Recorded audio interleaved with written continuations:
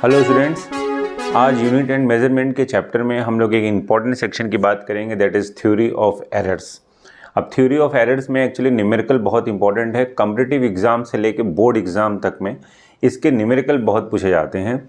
और थ्योरेटिकल अगर board exam की बात करें तो कुछ डेफिनेशंस और बाकी सारी बातें होगा, बट न्यूमेरिकल मेजर पार्ट है। तो यहाँ पे सबसे पहले हम लोग बात करते हैं कि व्हाट इज़ द एरर। तो जब हम कोई एक्सपेरिमेंट करते हैं या कुछ मेजरमेंट करते हैं तो हमें वहाँ पे कुछ ना कुछ मिस्टेक्स होती हैं, but mistakes is not the error. यहाँ पे डेफिनेशन ऐसा नहीं बताएंगे। सपोज करो कि ये जैसे पेन है और इसका लेंथ सपोज करो कि 10 सेंटीमीटर है। अब हम लोगों ने इसको मेज़र किया तो either it becomes the 9 centimetre और 9.5 सेंटीमीटर, या फिर इसको हमने मेज़र किया और ये 10.5 आ गया। तो जो ये डिफरेंस है, difference between the measured value and actual value, तो ये जो डिफरेंस आता है इसी को हम लोग क्या बोलते हैं? एरर बोलते हैं। क्या बोलते हैं? Difference between measured value and actual value जो होता है उसी को हम लोग क्या बोलते हैं? एरर बोलते हैं। So first thing is that कि एरर क्या हो गया? Error is the difference between actual value and true measured value, या जो भी हमने एक्सपेरिमेंट किया है उसमें बात हम लोग कर रहे हैं, करेक्ट? तो मेजर्ड वैल्यू। अब यहाँ पे अगर हम लोग टाइप्स ऑफ एरर की बात करेंगे तो टाइप्स ऑफ एरर में यहाँ पे हम लोग जनरली 3 तरीके के एरर हम लोग डिस्कस करते हैं। So first is what? It is the systematic error बोलते हैं, systematic error. Second is what? Instrumental error, instrumental error. And third is what? Random error. इनका डेफिनेशन भी बहुत सिंपल सा है। तो सिस्टमेटिक या फिर इसको हम लोग मैथोडिकल एरर भी बोलते हैं।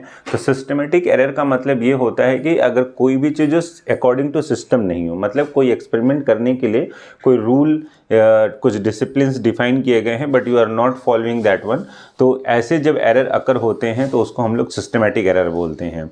इसको हम लोग ह्यूमन एरर भी बोल देते हैं। सपोज़ करो कि हम लोग को एक सपोज़ करो ये पेन ही मेज़र करना है and we have to find the length of this one, लेकिन कुछ लोग क्या कर रहे हैं, जो स्केल यूज़ कर रहे हैं वो एग्जैक्ट एंड टू एंड नहीं कर रहे हैं। So you can say that one कि ये एक सिस्टमेटिक एरर है। और यहाँ पे दूसरी बात है कि अगर आपको बोला गया है कि आप एक रूम टेम्परेचर पे कोई चीज़ मेज़र करिए लेकिन आप ये काम नहीं करते हैं, so this is called the systematic error. Means you are not following the rule और डिसिप्लिन, तो वो सिस्टमेटिक एरर के अंदर आ जाता है। इंस्ट्रूमेंटल एरर का मतलब ये हुआ कि whatever the instrument you are using to measure the any physical quantity, और वो इंस्ट्रूमेंट में ही कुछ गड़बड़ है तो उसको हम लोग क्या बोलते हैं? इंस्ट्रूमेंटल एरर बोलते हैं।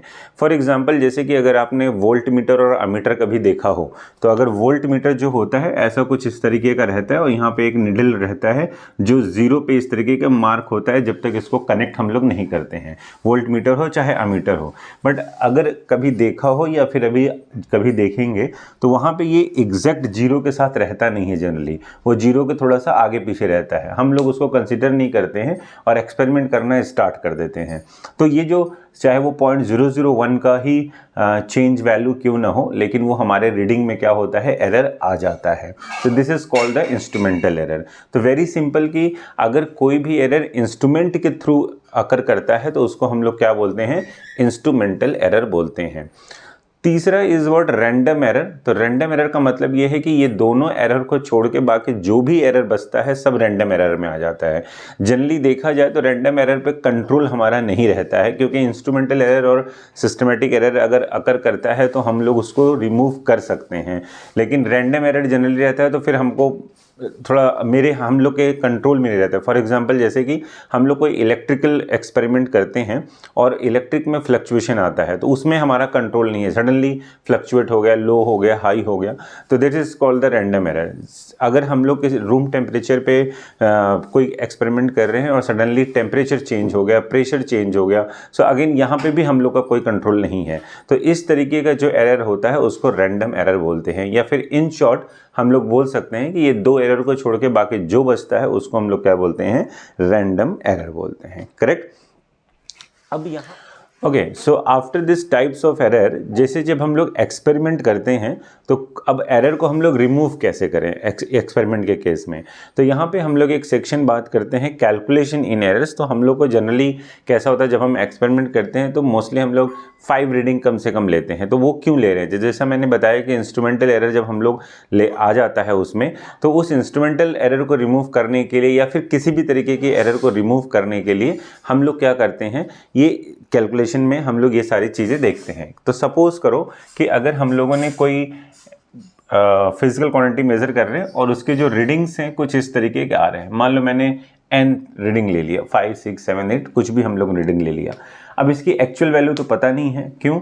बिकॉज जब हम लोग मेज़र किए हैं तो हम लोग के पास कुछ ना कुछ एरर आ गया है। तो वो जो डिफरेंस है वो कैसे दूर होगा? तो सबसे पहले हम लोग क्या करते हैं, यहाँ पे मीन फाइंड करते हैं। तो ये जो हम लोग मीन फाइंड कर रहे हैं, this is nothing but mean, वही सिंपल मैथ्स का है। तो ये सारे लोगों का सम हो जाएगा, a1 till an upon what n हो जाता है, करेक्ट। इसी को हम लोग ऐसे भी लिख सकते हैं, समेशन ऑफ ai, और ये जैसा मीन का जो फॉर्मूला है वही है। अब ये जो मीन वैल्यू हम लोग निकाल के लाए हैं, इसी मीन को हम लोग क्या करते हैं, ट्रू वैल्यू अज्यूम कर लेते हैं, ठीक है। तो मतलब यही हमारा एक्चुअल वैल्यू हो गया, बिकॉज आपने 5, 10, 7 जो भी रीडिंग ले रखा है उसका जो हम एवरेज निकालते हैं, this is very much closer to the actual value. तो हम लोग इसको क्या कंसिडर कर लेते हैं, इसको हम लोग ट्रू वैल्यू कंसिडर करते हैं, ठीक है। So this is what true value. Actually जब न्यूमेरिकल इसमें आता है तो आपको इस तरीके से एन रीडिंग दे दिया जाता है और आपको फाइंड करने के लिए बोलता है कि what is the absolute error, या फिर what is the percentage error, या फिर पूछेंगे what is the relative error.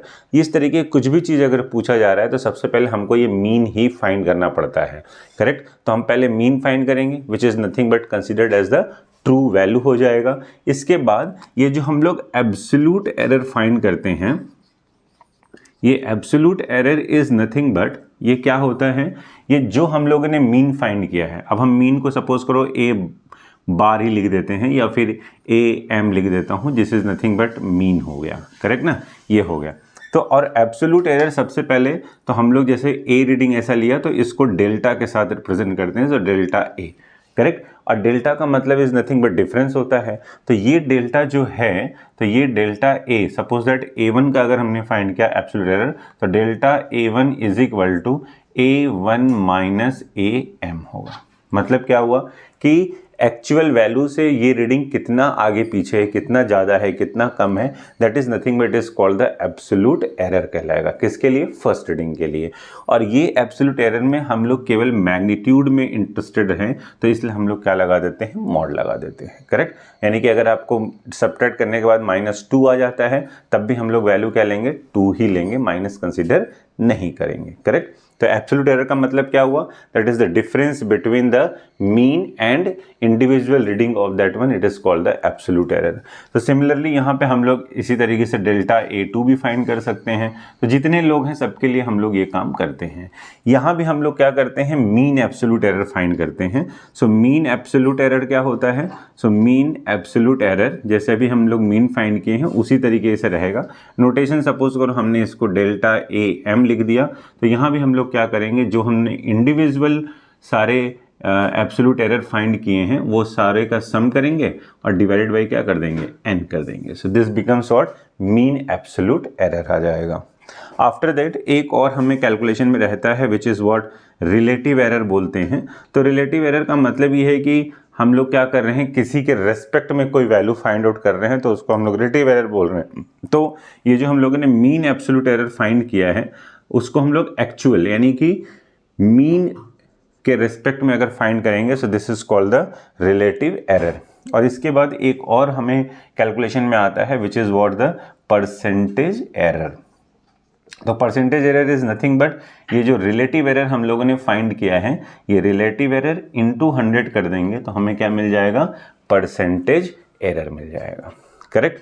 सो इस पे बेस्ड एक न्यूमेरिकल बनता है, बहुत ही स्ट्रेट फॉरवर्ड रहता है और हमको यही काम करना रहता है। तो न्यूमेरिकल में क्या करना है कि ये हमको ऐसे रीडिंग दिए रहेंगे, हमें क्या करना है, हमसे पूछा जाएगा या तो रिलेटिव एरर पूछ सकता है, परसेंटेज एरर पूछ सकता है। तो हम लोग क्या करेंगे, ये जो इस तरीके से n नंबर ऑफ रीडिंग्स है, सबसे पहले हम लोग मीन फाइंड करते हैं, फिर उसके बाद हम लोग एब्सोल्यूट एरर फाइंड करते हैं। एब्सोल्यूट एरर में हम लोग इंडिविजुअल्स एरर इस तरीके से फाइंड करते हैं, that is nothing but difference between the individual readings और एक्चुअल रीडिंग्स यानी कि मीन की वैल्यू, और उसके बाद हम लोग मीन एब्सोल्यूट फाइंड करते हैं, रिलेटिव फाइंड करते हैं। रिलेटिव का फॉर्मूला यही है।